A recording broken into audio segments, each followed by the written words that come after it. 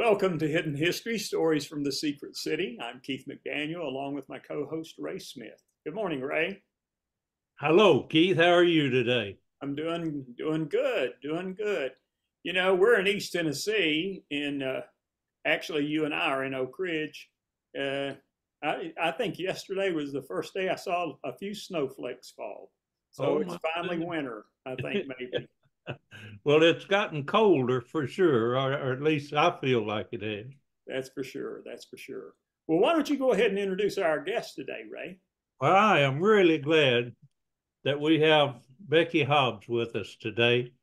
Becky has a long career in country music. She's a singer and has been doing that for a long while. But the way I got to know her was through Keith, what Fanny used to call my other woman. Mhm. Yeah, I know who that is. The Nancy Ward statue. And Becky was coming to East Tennessee. She was actually going up to Kingsport. And I don't remember, Becky. You can bring me up on exactly what you were doing, but we connected, and we'll want to talk a little about that. But after that, as years went on by, we've interacted time and time again as she's created one of the greatest musicals I've ever seen. Of course, I'm very partial to it because it's about Nancy Ward, the Cherokee beloved woman. So, Becky, remind me, how did we meet? Wow. Well, I had to look up the date, but we met on Sunday, March 7th, 2010. And Wow. I had been in Kingsport Mhm. doing a show. They were calling it I forget what they called it, but they wanted like a country music singer, an R&B singer, and another type of singer. And I did a show with E.G. Kite, Ann Rabson, and myself. Uh, and Patricia was very good friends with E.G. Kite, Yeah. and she and Sonny Stevens had come to the show, and they live in Nashville. And on the way back, I think you and Patricia had been in contact with We each had, other. yes, we had been talking, and I don't remember how we connected either, but she's the one that brought us together. Yes, and that's why I call her the connector. She Yes, brings people together. she does. And Mhm. we stopped by there, and you gave us the nicest tour, and you were so hospitable, and it was just a love fest. It was. I remember it well because I was so delighted to find someone that was actually descended from Nancy Ward. She's your what? My Fifth? fifth great grandmother. And And I think you were the first person I met that I was sure that had that descendancy and could hmm, identify with my love for the story of Nancy Ward. And of course, I don't meet anyone, especially anyone that has anything to do with Nancy Ward, without talking to them about the statue. And I shared that with you. I'm not sure if you knew anything about it before we talked or not. I did not know that much about it. I had, though, when I embarked on writing this musical, your site was one of the first sites that I came up upon, and you and your information about Nancy Ward. I already knew some about her, and of course, being descendant, the stories that I had heard. But it was a real eye opener. So you played a very big role in my developing and writing this musical, this story. Hey, Ray, why don't you, for those that are watching that don't know who Nancy Ward is, why don't you give us the elevator speech, just real Uh, quick, just a Oh, basic understanding. oh yes, yes. I'll be happy to do that. And I'll start by saying the way I got introduced into history is that John Rice Irwin, the founder of the Museum of Appalachia, came to me and said, "Ray, I need a picture to go in." He knew I was a photographer. Need a picture to go in the Tennessee Blue Book of a statue, an Indian statue that's on a white woman's grave. And so I said, sure, I'll go do that for you. And I went and found it. There wasn't even a road to that cemetery. is in the Ironwine Cemetery up in Granger County. I'm going to show a picture of it so people can understand what we're talking about. Tell me if you're seeing that picture of Nancy Ward. Yep. Yes. On the right, you see, I think it's your right, you see the statue, and that's the picture that I made in 1976. And then over to that other little picture, you see where the statue was standing in the cemetery.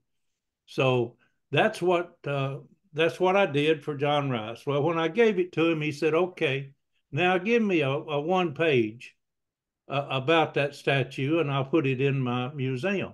And it's still there today. But I didn't even know who Nancy Ward was at the time.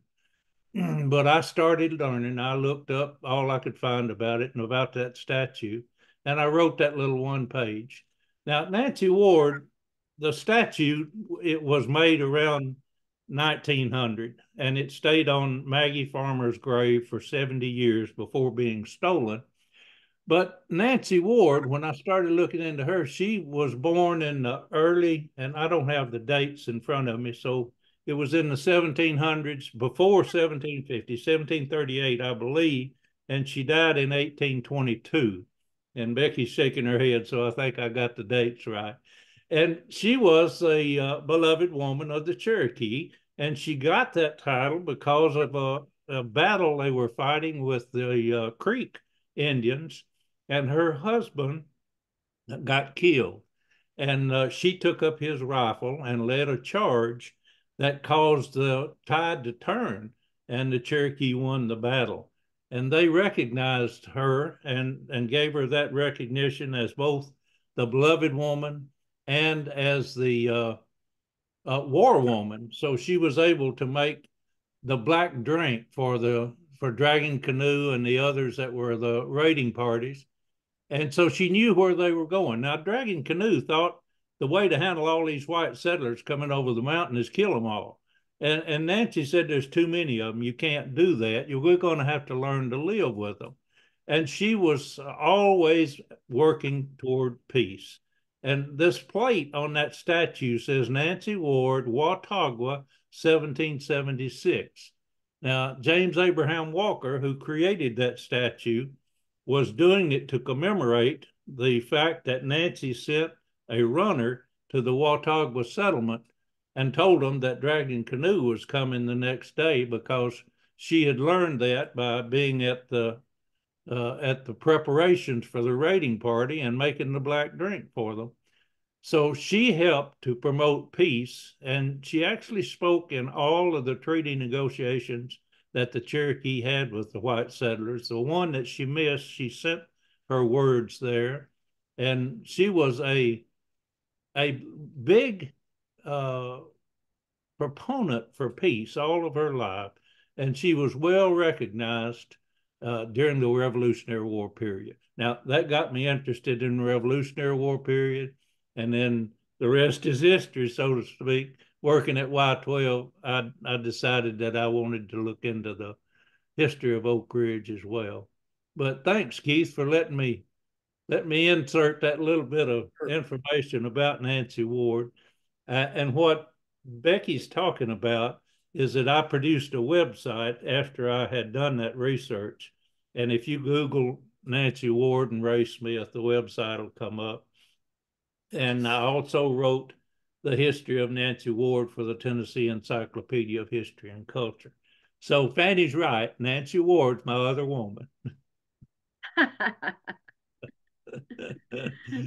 Oh, now tell us how you went from that little occasion to meet me and to learn a little more about Nancy from the website into making by 2012 you had a musical. So that's Yes.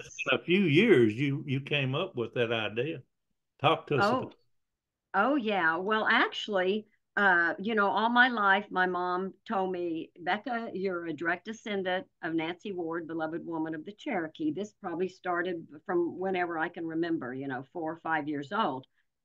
And I was always intrigued by the story of Nanya. He was chewing the bullets beside her husband, Kingfisher.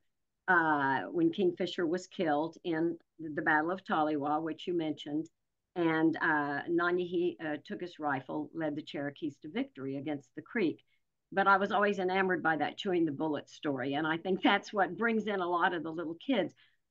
So I always had this planted in my mind. Someday I want to pay tribute to her. I want to do something for her because she risked her life to make peace. Yeah. And so in 1993, well, I started my country music career when I started writing songs in Bartlesville, Oklahoma when I was 9 years old. And I just thought everybody can write songs. And I started what has now been documented as the first all-female rock band in the state of Oklahoma when I was 15 in 1965. And therefore, all the different things I've done with my music career, I was inducted into the Oklahoma Music Hall of Fame in 2015.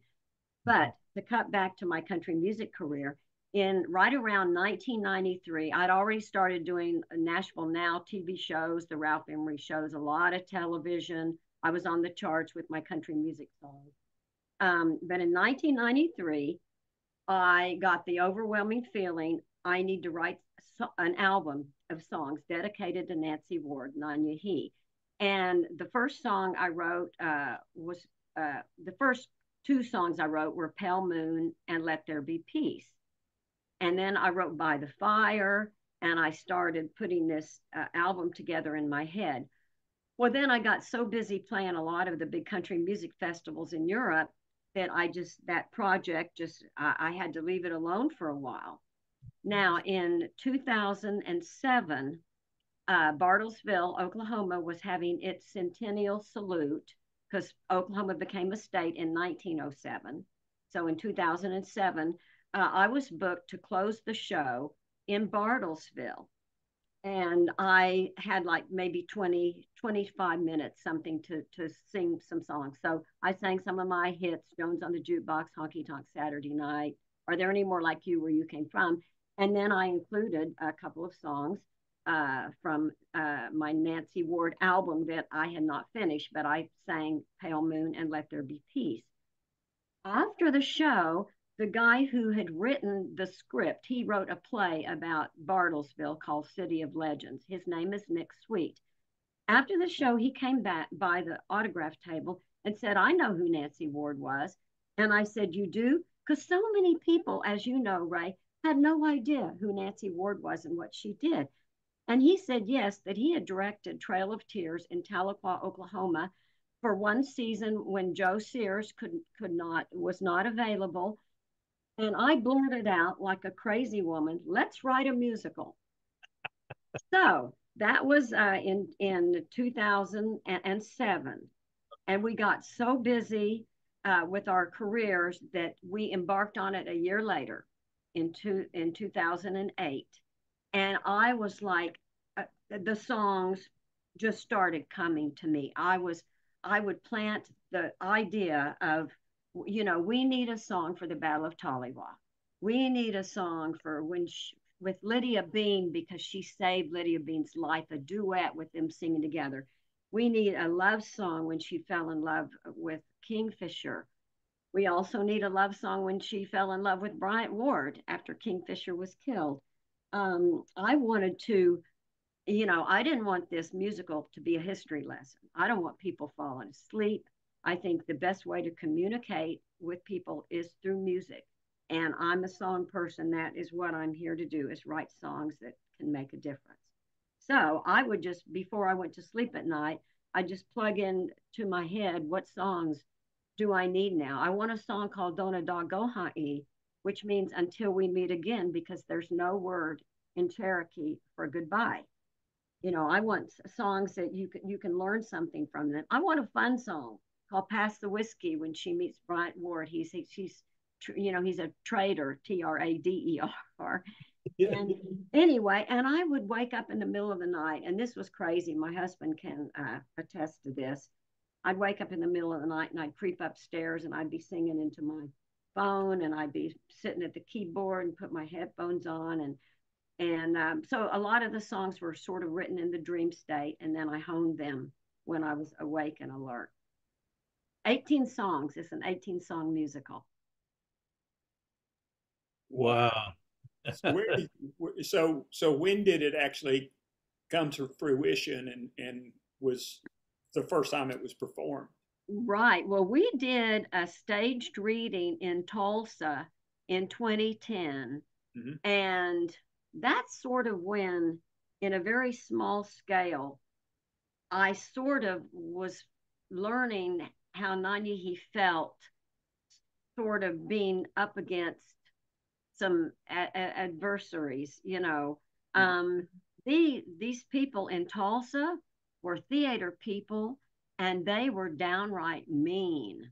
I mean, they were just mean to where Nick and I were workshopping, and that's why you workshop something, Yeah. so you can get feedback and you work with real actors and you see what lines work and what don't. Well, we were learning, but boy, it was pretty dang cruel. But that was 2010. But then we rolled up our sleeves and worked our tails off. And the next thing we did, well, after the workshop and the staged reading, we also had a workshop at NSU in Tahlequah, Oklahoma, and that went a lot better because we were there with fellow Cherokees, and we had love and we had support, and that's when we really got some good honing done. And then, yeah, our first production in Hartwell, Georgia was in 2012. Yeah, 2012. And the hardest thing to get in a musical is your first production. And we were very, very lucky to get this because when we were having this cruel workshop in Tulsa, the Tulsa World wrote a very positive article about it and nice pictures and everything. And a woman who just happened to be visiting in Bartlesville, Oklahoma, my hometown, her husband uh, is a Nancy Ward descendant. And she called out of the blue and said that her daughter and her have a production company in Hartwell, Georgia, and they would like to put on the musical. So I was very, very lucky. We had a lot of love, and you and Fanny were there. Yes. And there's nothing like making something better than seeing it up on stage with real Now, actors. while you're talking about that show in Georgia, Fanny Mm-hmm. and I went there, and I want to show us some scenes of the musical. Okay. Keith, you're seeing that? Yes.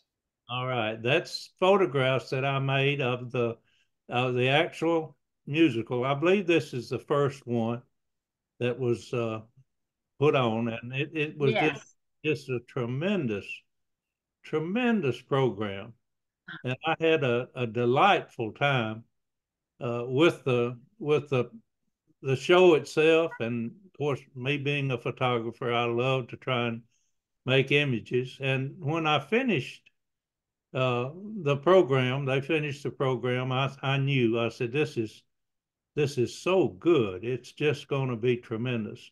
And it has been. She's continued, and I won't steal her thunder, but she's continued with that. But when I finished that show, I put together a book, and hold it up, Becky. That's the book of the photos that I made and presented to Becky from that first program that she had, first musical. Thank you for holding it up. Oh my gosh, and this means so much to me. Thank And you. thank you. This is one of the nicest things anybody has ever done for me. Thank you. And then you and Fanny came to both of Kingsport Yes, productions. we did, and thoroughly enjoyed it every time we could see it.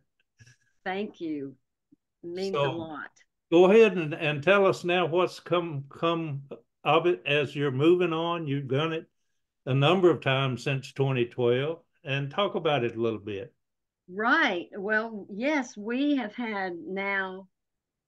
It doesn't sound like a lot, but it is a lot because with every production, there's at least 6 weeks of rehearsals, and there's so much preparation. We have had as many as one year in Tulsa, we had as many as 55 actors on stage, and then the crew in Tulsa at the Hard Rock is always 20 plus.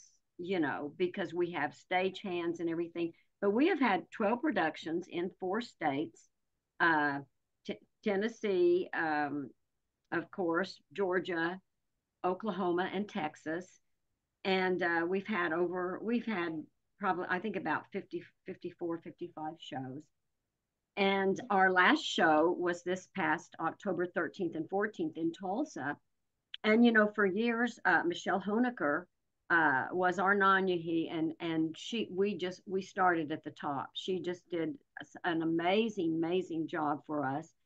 This year in Tulsa, we have a wonderful Cherokee Nation citizen, Cheyenne Gagner, stepped into the role and just blew us away. And here's the program from the last Tulsa show. And we had a cast of around 40 something, and a great crew at the Hard Rock. You know, I'm working to get a Nashville production of the musical. I mean, I'm in Music City, Sure. but Nashville is interesting. Nashville is, of course, a music town. It's not really a musical theater town. So, and getting someone to take that step, but I'm working on that, and we're also working on other things that will tell Nanyehi's story, which I can't talk about, but I'm very excited about, that will get her message of peace out to the masses. And that is my mission. I'm excited because I know a little about what you're trying to do, and you're taking it to the next big step that will be making it available to the public, the world, in the world, absolutely. And I wish you the best in that. You and I also, and what you've done with the musical is just outstanding, and I know it's going to be successful in any endeavor you try to go with it. It's that good. Now, we also had an occasion just recently to meet down at Nancy Ward's gravesite in Benton, Tennessee. And while we were there, and we were there because they were erecting a historical marker about the Revolutionary War, patriots of the Revolutionary War, and rightly recognized that Nancy Ward had a role in helping bring that about. But while we were there, you sang one of the songs that you wrote, and it talks about her desire for peace. And Keith, I'm going to bring that. I recorded her singing that, and I'm going to bring that up and let us share it with the audience now. Okay, I think I've got everything, and we'll bring that up. In a field of corn, in the land of the Cherokee, I did my chores, but I knew there was more than my eyes could see. I married young, he was brave and strong, but he died fighting for his creed.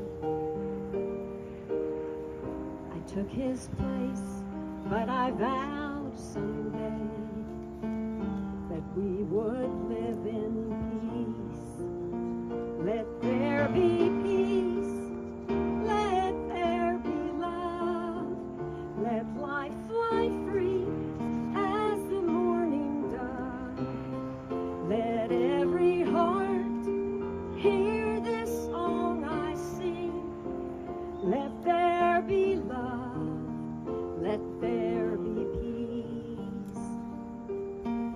The wars raged on to the warrior's song, but a change whispered through the wind. The white man's heart beats the same as ours. When will we understand? Our children died and the white wolf cried, all ye people lay down your guns. It's time to lead our hearts to peace, that we may live as one.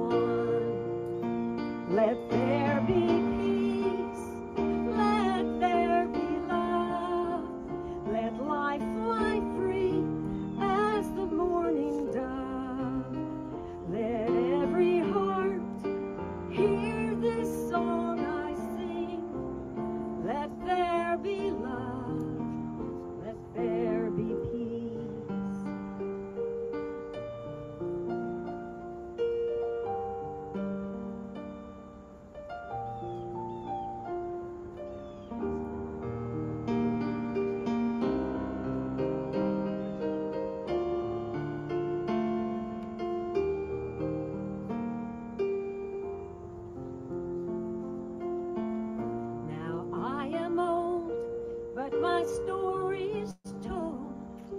May it grow as the years go by. And when you see a white swan's wing, know I am still alive. Let there be peace, let there be love, let life fly free as a morning dove. Let every heart hear this song I sing. Let there be love, let there be peace, let there be love,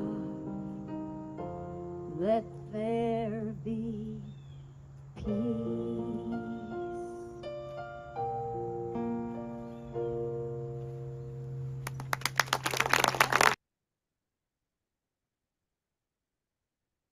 Oh, that was really a touching moment, and it's a beautiful song. Beautiful song.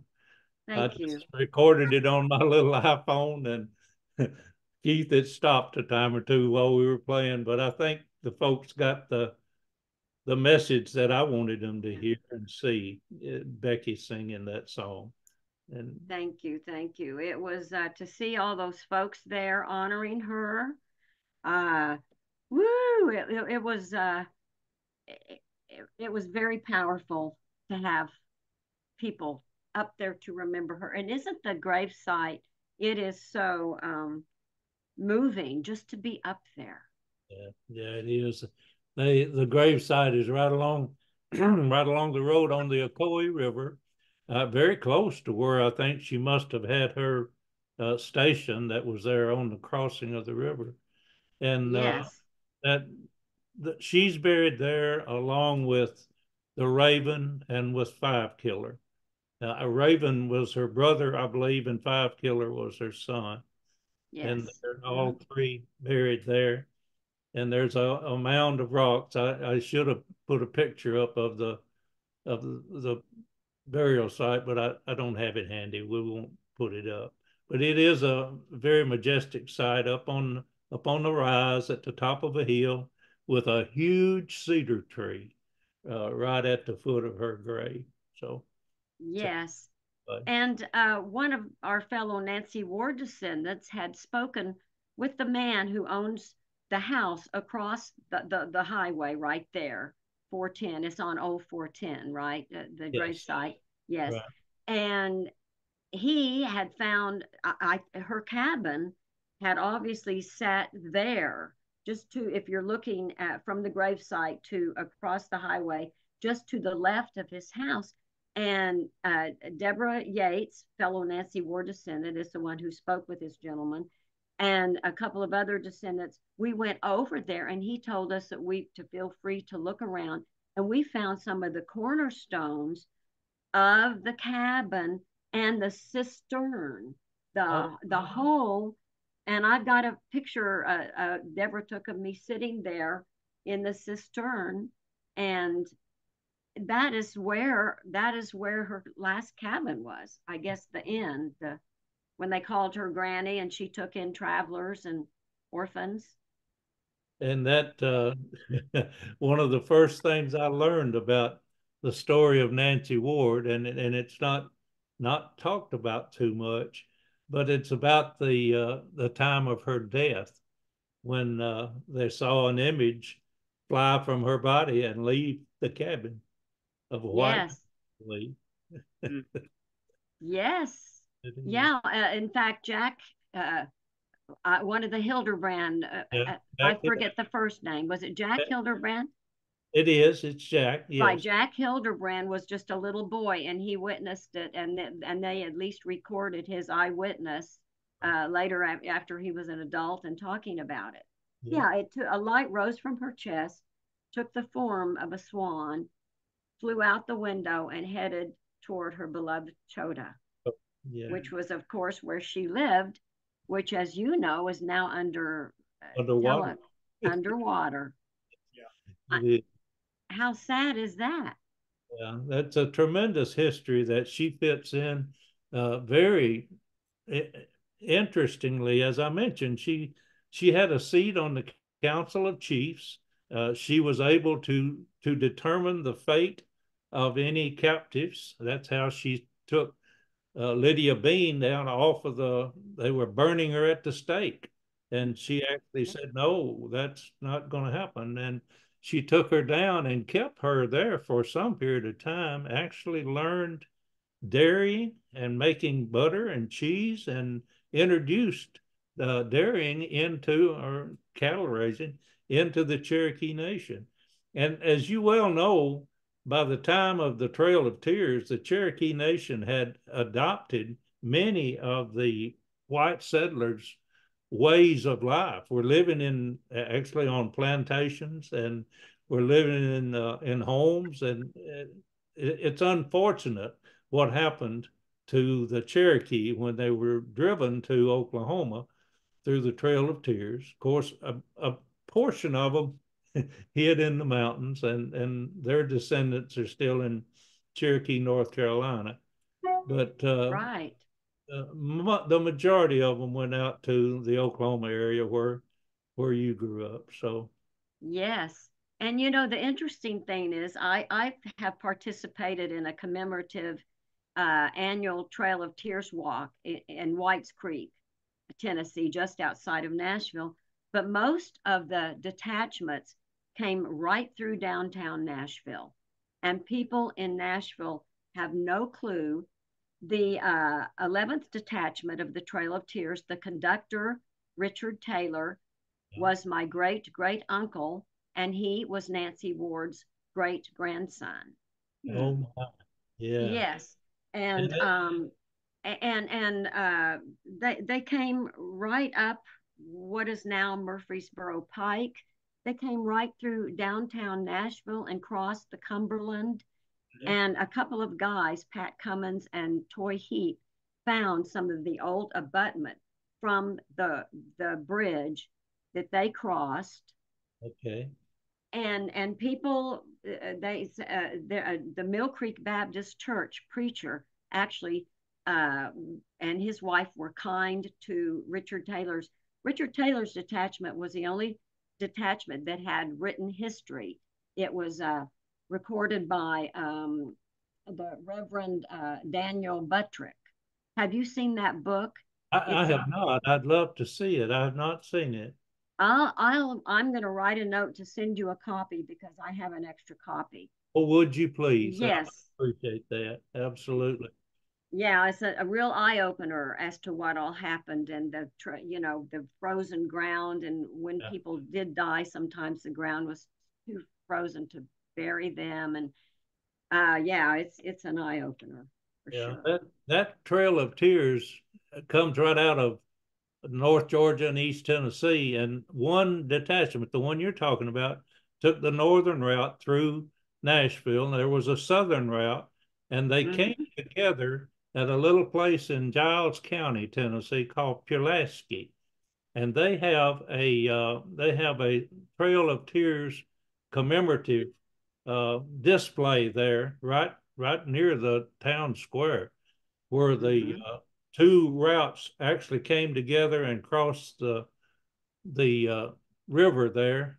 And that's a pretty good display. If you've not, next time you're in Tennessee, we ought to take you down by there and let you see that if you've not seen it. Yeah, I haven't seen that one. I went to the dedication of the Hopkinsville uh, site, and yeah, it's wonderful what the Trail of Tears Association has done. Troy Wayne Poteet and Jack Baker, and they're very dear friends of mine. And you know what we've been talking about? Actually, Troy and Jack and I have been talking about that Nanyehe's gravesite area could be recognized as a National Trail of Tears site because of the old federal road. Yes. You know, so many that were in the Cherokees that were in the stockade uh, came down that area to Yeah. to leave. Yeah, you're Yeah. right. They were coming in from all areas around there, and again, North Georgia and Mm, North Carolina and Tennessee. It's a man. tremendous sad part of our history, but I'm proud to know that there's some good documentation of it. Yes. And then, you know, the wildest thing is growing up in Bartlesville, Oklahoma, which is in the Cherokee Nation. In our school books, the Trail of Tears was barely mentioned. Barely mentioned. Isn't that crazy? And Yeah. also my hometown, switching the subjects a little bit, my hometown, Bartlesville, Oklahoma, is 63 miles from Fairfax, Oklahoma, where all of the Osage tragedies, the murders happened. And we knew nothing about it. And I don't even know if my parents knew Yeah. anything about it. It was just hushed, you know. What you know what she's talking about, the Killers of the Flower Moon movie that just came out. Sure. I went to see that, and it's a shocking thing to learn what was done to the Osage Indians. Yeah. Yes. All right.